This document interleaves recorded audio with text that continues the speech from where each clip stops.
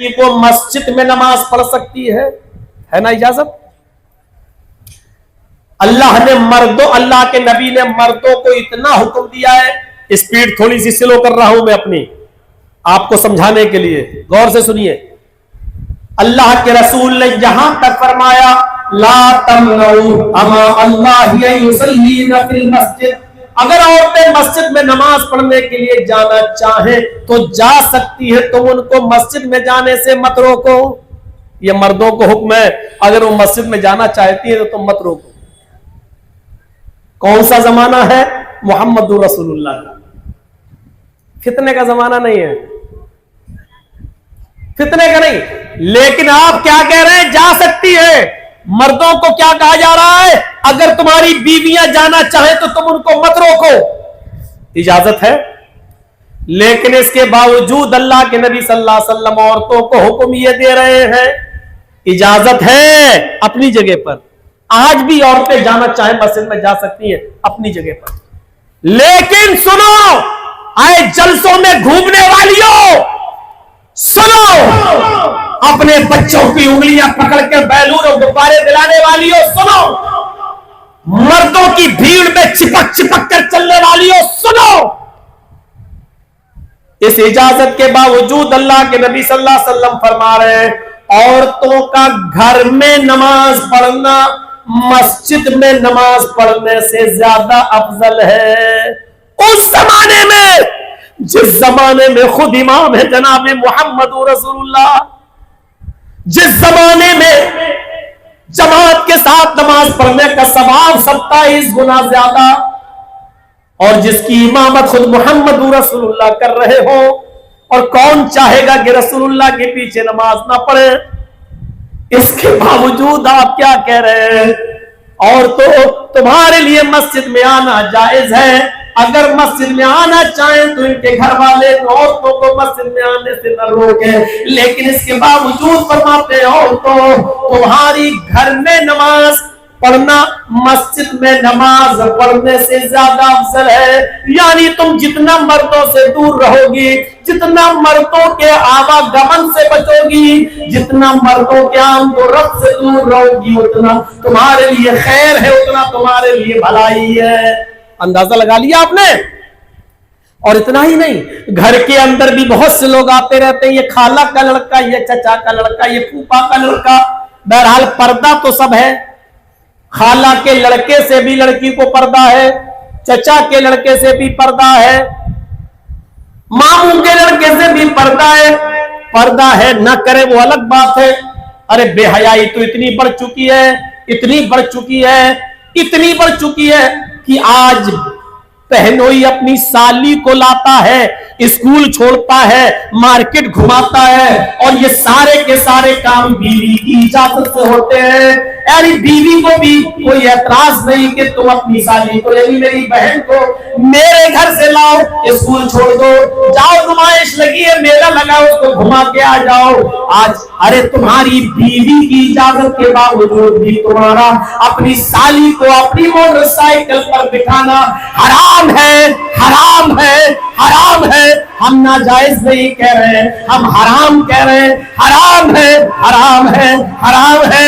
इसी तरीके से भाई की इजाजत के बावजूद देवर का अपनी भाभी को मायके से लाकर अपनी गाड़ी पे बिठाना और अपने घर लाकर अपने भाई के हवाले कर देना, ये भी हराम है, हराम है, हराम है। शरीयत दो रास्ते और दो चीजें कभी नहीं बयान कर सकती है। जो शरीयत देवर को भाभी के लिए मौत कहती हो, वो शरीयत भाभी को अपनी बाइक पर घुमाकर घर से मायके छोड़ना और मायके से घर लाने की इजाजत नहीं दे सकती है। शरीयत ने देवर के लिए भाभी को मौत करार दिया है, भाभी के लिए देवर को मौत करार दिया है। इसी तरीके से हम्मुल में साली के लिए जीजा भी शामिल है, साली के लिए बहनोई भी मौत है। जो मौत है उसको बाइक पर घुमाना और बिठाना और गाड़ियों पे ले जाने की इजाजत इस्लाम नहीं दे सकता है। सुनो, अब घर में भी खाला के लड़के आते हैं, चचा के इनके समाना ज्यादा लगा रहता है। इसलिए शरीयत क्या कहती है, और तो तुम्हारे लिए मस्जिद में नमाज पढ़ने से बेहतर है कि तुम अपने घर में नमाज पढ़ो, और घर में भी नमाज पढ़ना हो तो अपने घर के आंगन में पढ़ो, और अपने घर के आंगन से भी ज्यादा बेहतर है कि तुम अपने घर के दालान में नमाज पढ़ो, और दालान से भी ज्यादा बेहतर है कि तुम अपने घर के अंदर उस कमरे में कोठरी में चले जाओ और दरवाजा बंद करके नमाज पढ़ो।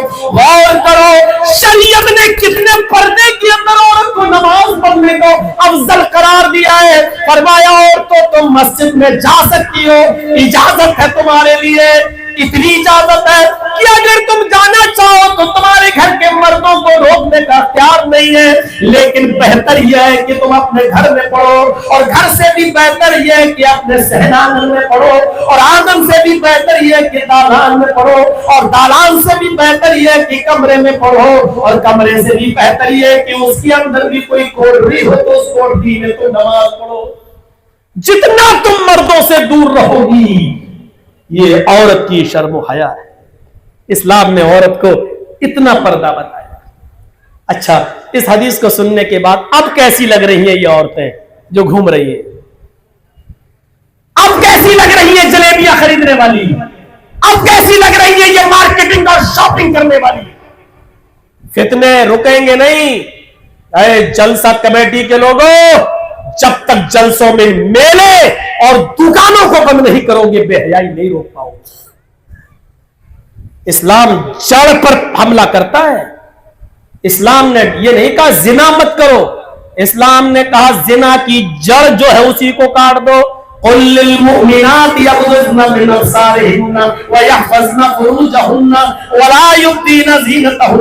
जिना की नौबत तो इन्हीं रास्तों से आती है, इसलिए उन रास्तों को बंद कर दिया है। और तो जब भी तुम कहीं निकलो अपनी निगाहें नीची रखो, अपने शर्मगाह की हिफाजत करो, और बनाओ सिंगार से वो जीनत को गैर मर्दों के सामने जाहिर न करो।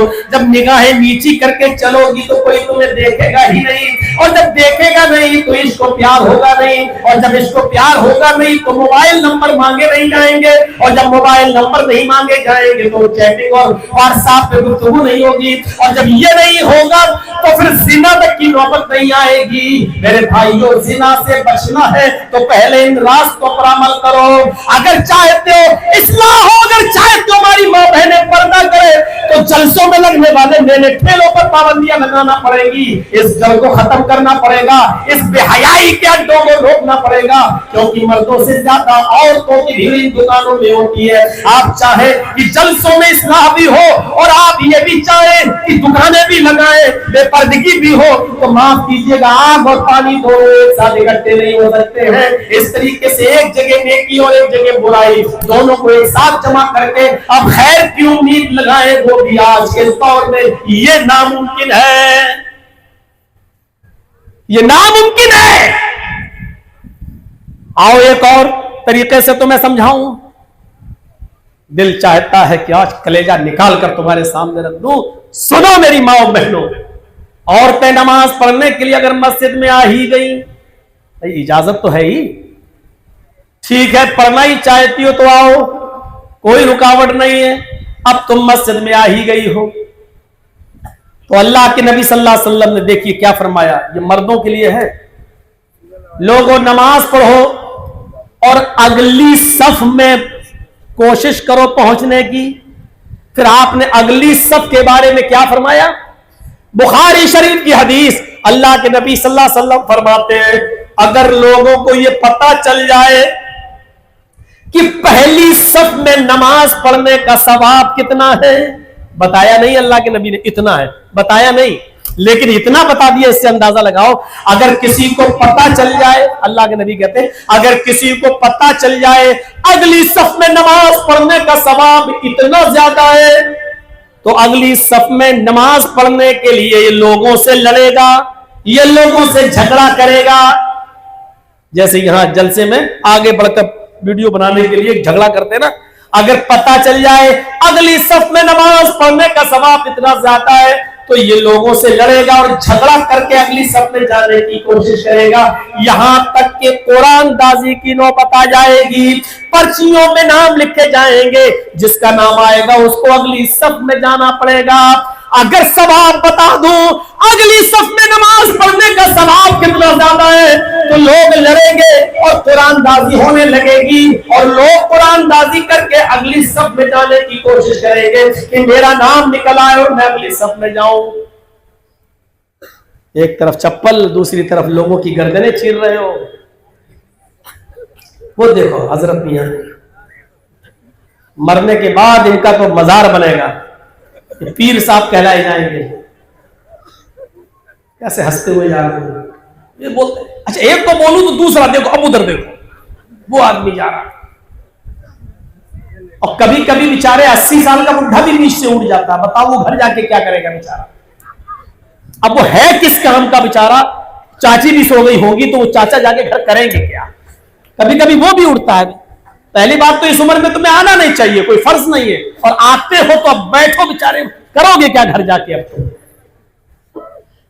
तो मेरे भाइयों सुनो, अगली सफ का सवाब समझ लिया कितना ज्यादा है।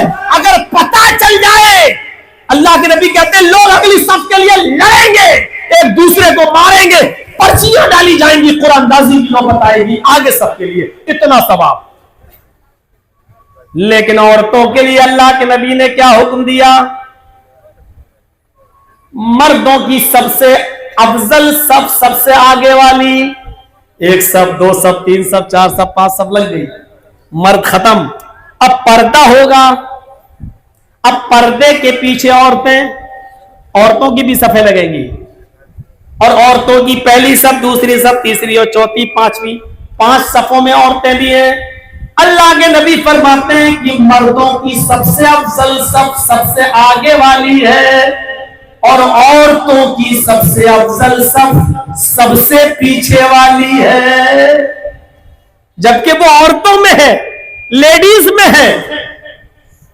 जब औरतों की नमाज के अंदर पर्दा पड़ा हुआ है, इसके बावजूद औरत की सब पिछली वाली सबसे अफजल है। आए बाजारों में घूमने वालियों, तुम्हें कौन सा नाम दिया जाए, तुम्हारी शर्म हया को कौन सा नाम दिया जाए, तुम्हारी इस बेशर्मी को कौन सा लक़ब दिया जाए, तुम्हारी इस बेहयाई को कौन सा नाम और कौन सा टाइटल दिया जाए, बताओ। और तुम ना बता सको तो तुम्हारे भाई बताएं और तुम्हारे बाप बताएं, कौन सा नाम दिया जाए इसको। घर वालों को पता है, जलसा सुनने गई और यहां गुलछर्रे उड़ा रही है। कितने ऐसी होंगी जो मोबाइल पे गुफ्तगू हो गई होगी, हम जलसे में आएंगे, फला जगह मिलेंगे। हमको बेवकूफ बनाते हो। 28 साल से इस लाइन में हूं। सबसे पहली मेरी तकरीर सबसे कम उम्र में, जब मैं 17 साल का था, तो मऊनाथ भंजन में सोनिया बाड़े के अंदर हुई थी हमारी तकरीर, जब मैं पढ़ता था। और दूसरी तकरीर हमारी बॉम्बे में बांद्रा में हुई, जब मैं 18 साल का होने वाला था। 2 महीने रह गए थे 18 साल होने में, और उस 18 साल में 2 महीने कम थे, तब मैंने बाल ठाकुरे के खिलाफ बोला था। हरे रंग पे पाबंदी की बात करने वाले, लौकी खाना छोड़, परवल खाना छोड़, पालक खाना छोड़, ये सारी सब्जियां तो इस्लामी रंग से रंगी हुई हैं, और लाल रंग से प्यार है तो गाय का गोश्त खाना शुरू कर दे। इसी बात पर हम हथकड़ी पड़ गई थी। 2 दिन लॉकअप में रहे थे, लेकिन नाबालिग साबित हो गए थे, इसलिए बच गए थे। अब गौर करो कि 18 साल से आज हमारी उम्र 46 साल की हो रही है। 28 साल का जमाना मेरा इस लाइन में गुजर चुका है। 28 साल का तजर्बा है। इस 28 साल बिहार में भी गुजरे, बंगाल में भी गुजरे, झारखंड में भी गुजरे। इस 28 साल का हिसाब अगर मैं आपसे मांगू तो आप 28 साल पहले भी जीरो थे, आज भी जीरो हो। 28 साल पहले भी जलसे सुनने का कोई अदब और एहतराम आपके अंदर नहीं था, आज भी नहीं है। 28 साल पहले भी जहेज की भरमार थी, आज भी जहेज की भरमार है। 28 साल पहले भी बदतमीजी थी जलसों में, आज भी बदतमीजी है जलसों में। 28 साल पहले भी बेपर्दगी आम थी, 28 साल के बाद भी आम है। पूछो इस 28 साल में आपने कितना हासिल किया है, तो मैं कहूंगा आप सिफर हैं, जीरो है। जहां पहले थे वहीं पर आज भी आप खड़े हैं। 28 साल में कोई तब्दीली नहीं आई आप। औरतों की सबसे पिछली वाली अफजल है, यह है शर्म हया। औरत को ऐसा बताया है, ये औरत में शर्म होनी चाहिए। शाना बशाना चलती हैं, कुछ हो गया?